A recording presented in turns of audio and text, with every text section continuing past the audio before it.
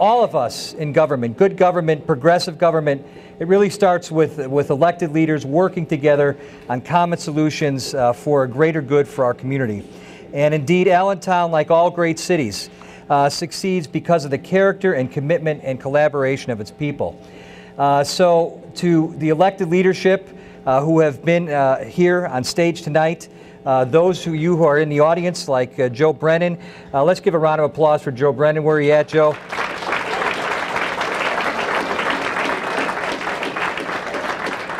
This is your district. You're on the east side, and we appreciate you being here. And Don mentioned Jonathan Seidel. Jonathan, thanks for coming up. We really appreciate you being here. To County Executive Don Cunningham, to my good friend and colleague Mike DeMoore, to all our members of City Council, I really appreciate all you being here tonight. Let's give them a round of applause. Our City Controller, Bill Hoffman, our State Representative, Jen Mann, of course, Joe Brennan, who I just mentioned, Steve Samuelson, who couldn't be here tonight. Do you realize that these folks, they work hard for us? We have worked together with our state legislation and our state delegation. I totaled it up today, Jen. We have brought in over $40 million in state funding in the last 3 years to the city of Allentown because of their hard work and commitment, and I want to thank them for it. Our superintendent of schools, who could not be here tonight, but we work so well together, and I really thank her, Dr. Angelo. And to the backbone of our city, all of you who are out there, to all our civic groups, our community leaders, our many trade and labor union leaders who are here tonight, our city workforce, to our countless neighbors, our families, individuals, and organizations that really build Allentown every day, to all of you who are out there tonight, to all of you in the audience, I want to say thank you. And I want to say a special thank you to my family. My wife, Lisa, is up here. She has gone...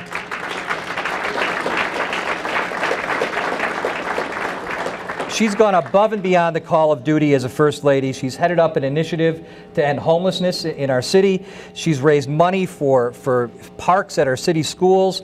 And she has been really a constant support and help. And you saw my kids. I know Alex was up here, Mercy was up here. They put up with a lot for me being mayor, and I want to say thank you. Thank you for all your help. Thank you for all your collaboration. Thank you for all your service. Thank you for all your assistance on this journey that we've had over the last 3 years. All right, I got that out of the way.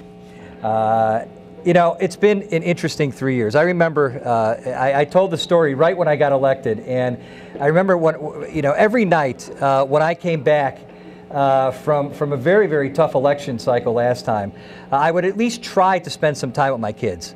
And I would try, as I do every night now, to read a story to my kids. And my daughter Mercy at that time was about 5. She had just turned 5. And I remember reading a story one night, and she turned to me, she said, "Daddy, do all fairy tales begin with once upon a time?" And I had just come back from I think one of the 20 debates that we had as in the election cycle. I looked at her and I smiled and I said, "No, honey, there's lots of fairy tales that begin with 'if elected, I'm promised.'" And I promised a lot of stuff.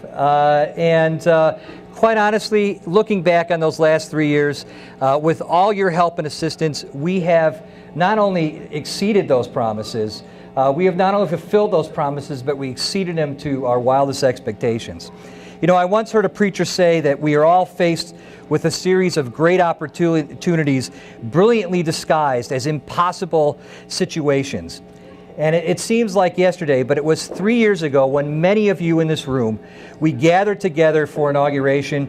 We ushered in a new mayoral administration, a new city council, all with new hopes, new goals, and new ideas. But as I look back, it seems like we had our fair share of impossible situations. We were confronting a historic soaring deficit that crippled and a crippled and diminished police force, though we faced a tough climb up a steep mountain. And so we did what all of us could do. We asked for help. We asked for help from our citizens. We asked for help from our elected leaders and at the county and the state level, help from our city employees. And 3 years later, folks, 3 years later, we haven't quite made it totally up that summit yet. But together we have climbed farther and faster than I think anyone has given us or even thought possible.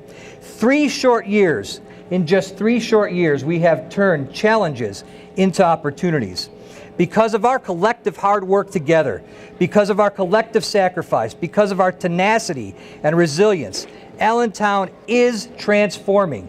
We are solving very difficult problems that have defied solutions for decades. Let me just tell you a few of those problems. 3 years ago, we worked together.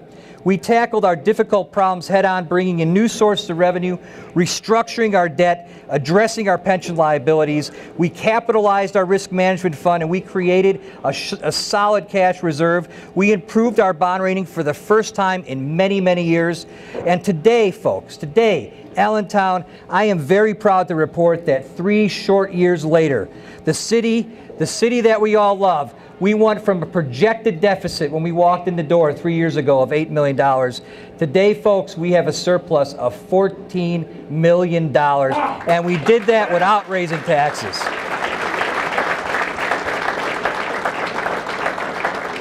It's something we can all be proud of. And I just want to point out 2 people in the audience here today that worked really hard over the course of the last 3 years to make that surplus happen. First one is Larry. Larry, raise your hand. Larry Hilliard's in the back. He's our finance director. And another person who I am so proud is here today is Fran Doherty. Fran worked with me for several years as our managing director, the first managing director of the city. Fran, where are you? Raise your hand. And back. These guys help engineer that recovery. Let's show them our appreciation by giving them a round of applause. 3 years ago, this city was on the verge of bankruptcy. This city was on the verge of fiscal insolvency. Today, no one is talking about insolvency. Today, no one's talking about bankruptcy. In fact, the rating agencies, all the rating agencies, Standard & Poor's, Moody's, they've all given the city improved financial outlook, moving from a negative to a positive fiscal position. In fact, let me read you one little statement, a statement that was in the opening statement of the Standard & Poor's report. It says, "The stable outlook reflects management's actions toward returning the city to structurally sound budgeting practices and positive fiscal operations." That's the opening statement in the Standard & Poor's report. And folks, I didn't even pay this guy to write that. He wrote that all by himself. We have moved from these tremendous challenges, and we've looked at them and we've turned them into opportunities. Over the course of the next term, I promise to show that continued diligence in reforming the structure of our government. I will look for new ways to cut costs, use taxpayer money wisely, and deliver services to the residents more efficiently. Together, through a lot of hard work, we will continue to put this city on a solid financial foundation, a foundation that is strong, a foundation that is stable, and one that will help us weather any fiscal storm on the horizon for many years to come. 3 years ago, I also put forth a promise to work diligently to attract new investment and new development back into our city. My team and I have worked hard to fulfill a promise to build a better Allentown, and I believe, folks, we are succeeding. Over the past 3 years, no less than $488 million, almost $500 million of new development projects has sprung up in every corner of the city. After nearly 20 years of disinvestment, our downtown is starting to see a resurgence of new activity. We have the new towns at Trexler Square, the new Allentown Brew Works. Let's give them a round of applause. They've made a huge commitment to our downtown. The new Arts Park, the expansion of our new art museum, the Cosmopolitan, which is about to open, and Nick Zawarski and Sons are taking the old Schoen's Furniture building that has sat vacant for so many years, putting in millions of dollars, going to move their corporate headquarters in there starting this summer.